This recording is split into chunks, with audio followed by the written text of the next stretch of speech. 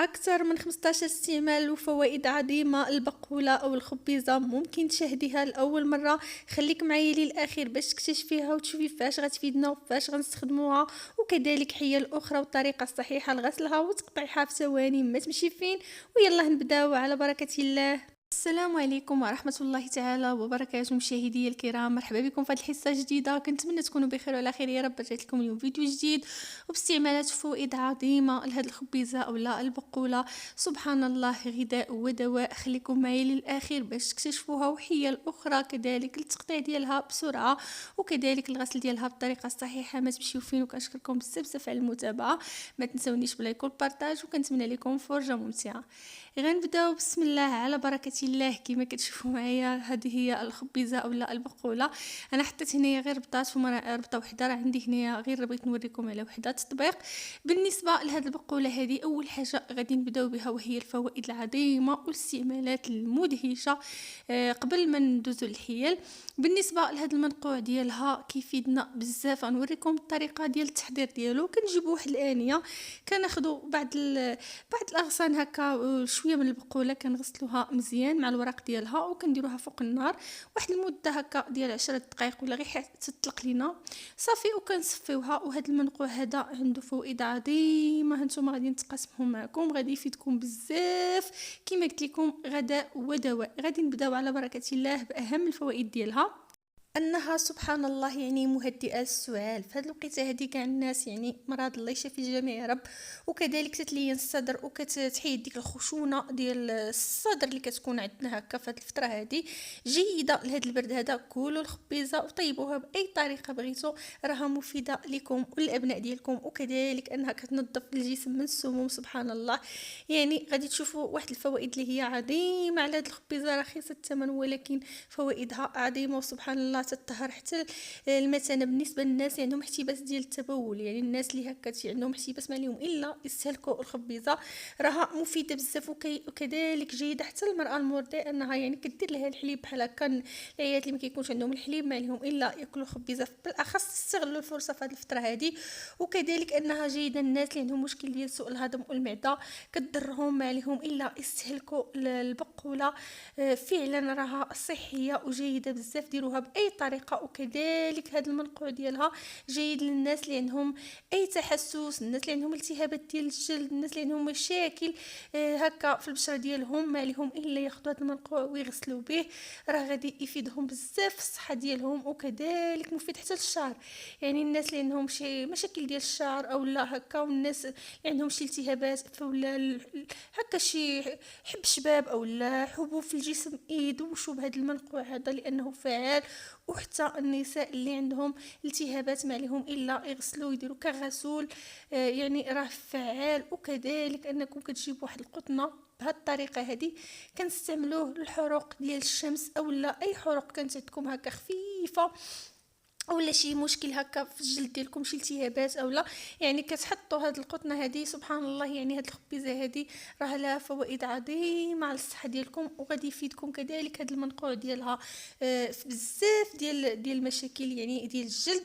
وكذلك انها تقرحات ديال الفم والتهابات ديال الحلق، ممكن ديروا الغرغره بهذا المنقوع ديالها، راه فعال بزاف وكيساعد حتى على التئام الجروح. يعني الا تجرحتوا كما وريتكم بديك القطنه، يعني كتوضعوه على الجرح كيتجمع بسرعه. سبحان الله، وكينظف تطهر حتى الجروح، يعني فعال هاد الخبيزه هذه. وكذلك الا عندكم شي التهابات هكا في اللوزتين، كتنظفوا بهذا المنقوع ديالها، او لا كذلك تقرحات في الفم ولا الحلق، يعني كديروا المضمضه وكتشللوا كغسول، يعني رائع. وكذلك جيده وكتساعد بزاف على الناس اللي عندهم ارتفاع ضغط الدم عليهم الا ياكلوا هاد البقوله هذه. ومقويه وغنيه بالحديد والفيتامينات. سبحان الله، وجيده بزاف حتى اللي عندهم مرض السكري، يعني فعاله ياخذوها بكل امان. وجيده كذلك وكتساعد على الاسترخاء والراحه ديال الجسم. الناس اللي كانوا كيخدموا زمان وكيتعبوا وكيتمحنوا، راه كياكلوا هاد الاشياء هذه، وكتساعد الناس اللي عندهم هكا. كذلك ماشي يجيهمش النعاس في الليل، ممكن انهم ياكلوها، كتسخن في الليل وكتساعد على الاسترخاء، يعني رائعه وجيده. سبحان الله، الالم الظهر، يعني بالنسبه للنساء اللي كيعانيوا من مشكل ديال الم الظهر، ما عليكم الا تستهلكوا الخبيزه لانها كنز ورائعه وكتسخن الجسم، وكذلك تطهر حتى البشره، كتنظفها. بالنسبه لهاد المنقوع هذا تنظفوا به البشره ديالكم، يعني تنظفوا به راه رائع رائع بزاف، وكتقوي حتى جهاز المناعه سبحان الله. كتكافح العديد ديال الامراض سبحان الله، وغنيه بفيتامين سي بكثره يعني فيها. كنتمنى تفيدكم وتستافدوا منها، وغادي ندوزو الحيل والطريقه كيفاش اننا ننظفوها، وكيفاش كذلك اننا نقطعوها في ثواني. الطريقه ديال التنظيف ديالها، اول حاجه فاش كتجيبوها الا جابت السيده بكثره يعني خاصها تعطيها الوقت. انا هنا فقط غادي نعطيكم، لاننا صورت لكم هذا الفيديو في الليل، يعني غادي نعطيكم غير تجربه هكا غير باش تفهموا. اول حاجه كتقطعوا ليها، بالاخص خصكم تشريوها تكون طريه، ويكونوا هاد العروق ديالها صغار يعني، وما تكونش فيها الصفر. الا كانوا شي ورق صفرين حيدوهم، وكتحيدوا ليها غير واحد شويه من التحت، كتنقصوا منها وكتبقاو تسوسوا. كنأكد يعني كل عرش خبطوه على يديكم هكا، طلعوا للسطح ولا سيروا للبالكون اولا وديروا شي بلاطو اولا فرشوا شي بلاستيكه ونظفوها على راحتكم، اولا شي زيف باش تا تنظفوها هكا وتحيدوا لها الوراق الصفرين وتحيدوا لها اي حاجه كانت فيها. ومن بعد عاد كتجيبوها وكتجيبوا واحد الانيه تكون كبيره، واحد البانيو يكون كبير خاص هكا غير بالغسل ديال الخضر. كتجيبوا كتوضعوا فيه الماء الكافي كما غتشوفوا معايا. انا كما قلت لكم هنايا غنوريكم غير التجربه والطريقه، راه عندي هنايا كميه كثير يعني خصني نغسلها على خاطري. غادي نجيب واحد المعلقه ديال الملحه تكون كبيره، وغادي نجيب كذلك واحد بحال قلتو الا كانت عندكم كميه كثيره دير واحد 4 كاس ولا نص كاس على الخل، وجوج معالق هكا ديال الملحه الا عندكم كميه كثيره، وكتديروها فيها وكتخليوها. انا كنأكد المره الاولى خليوها 10 دقائق، راه كتطلق العديد ديال الاتربه، يعني بزاف ديال الاتربه اللي كتلقاو في الكاع. ومن بعد كتغسلوها 3 ولا 4 ديال المرات، يعني كنأكد راه ماشي غير مره ولا جوج وتقولوا صافي. وشريوها من الناس اللي ثقه، يعني ما تشريوهاش من اي واحد. كنتمنى فعلا هاد النصائح تاخذوهم بعين الاعتبار، يعني كتغسلوها جيدا ومن بعد كتنشفوها. وغنوريكم الطريقه ديال التقطاع ديالها، غنخليكم الرابط في صندوق الوصف. قطعتها معكم بهاد الاله هذه العجيبه، ما كتحتاجوا لا قراده لا موس لا عذاب لا يعني حتى شي حاجه. اشنو كتجيبوا غير كتنشف لكم الخبيزه ديالكم.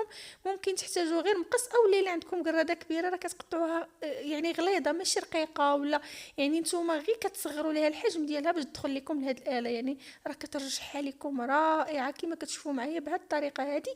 كتقطعوها يعني مثلا بهذا الشكل هذا، يعني ماشي تحتاجوا انكم ترققوها عاد ديروها فيها لا، يعني كتجيبوا المقص ولا الموس ولا كتبقاو تقردوا مباشره في هذه الاله هذه وكتطحنوها يعني بواحد الطريقه رائعه. انا الصراحه من نهار جربتها فيها وانا معتمده عليها، وديجا تقسمت معكم بزاف ديال الاستعمالات ديال هذه الاله العجيبه. الا بغيتوهم راهم في القناه، يعني غتسهل وتوفر عليكم الكثير. وفعلا الا قلنا عجيبه راها عجيبه.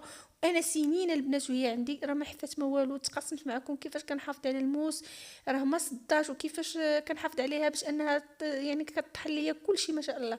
كنتمنى فعلا هذه الفكره كذلك تفيدكم وتهنيكم من التقطاع والعذاب ديال الخبيزه، لان الا جربتوها غتوليو معتمدينها.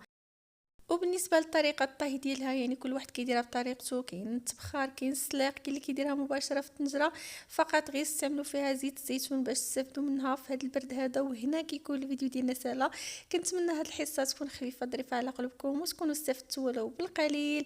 وكنشكركم بزاف بزاف على المتابعه. ولا بقيتوا معايا حتى لهنا كنقول لكم شكرا على الوفاء ديالكم وشكرا على التشجيعات ديالكم الرائعه. ما تنساونيش بلايك، تبارطاجيو الفيديو مع الاهل والحباب ديالكم باش فائده تعم، وكذلك تشجيع للقناه وللمزيد من الحيل والافكار المنزليه اللي تسهل عليكم حياتكم اليوميه. ما عليكم الا بزياره القناه. مرحبا بكم، والاشتراك وتفعيل الجرس باش دائما توصلوا بكل جديد. وكنقول لكم مع السلامه، والى حصه قادمه ان شاء الله مع وصفه جديده او نصيحه جديده مع خديجه. وشكرا على المتابعه.